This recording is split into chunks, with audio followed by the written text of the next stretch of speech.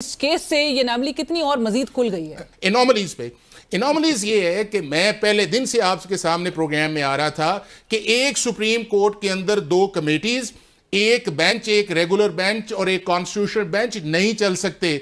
इसके लिए आपको कॉन्स्टिट्यूशनल कोर्ट की तरफ जाना पड़ेगा। 26वीं आईनी तरमीम के बाद तो एक स्प्लिट जो है वो मजीद वाज़ेह कर दिया है। अलीना, हर केस सुप्रीम जैसे मंसूर अली शाह साहब और दीगर जो जजेस हैं वो जब लेटर लिखते हैं चीफ जस्टिस ऑफ पाकिस्तान को एंड दे से कि जुडिशल अगर ऑर्डर पे फेलियर अगर ये मुनासिब नहीं सर, कंप्लाई अगर नहीं किया जाता तो फिर नहीं अलीना, ये मुनासिब लैंग्वेज नहीं है कि आप अपने चीफ जस्टिस को जो है वो इस तरह के लेटर्स लिखे। ये मुनासिब नहीं, हम पहले भी कहते थे भी लिखे जाते मुनासिब नहीं। देखे ना कि इन्होंने पहले लेटर लिखा, उन्होंने पहले लेटर लिखा कि जब जस्टिस फाइज ईसा 26 अमेंडमेंट को नहीं फिक्स कर रहे थे कि बिट्रेयल ऑफ जुडिशरी, वो लास्ट दिन वाला लेटर, और आज आ गई Tentam outs to contempt proceeding जो है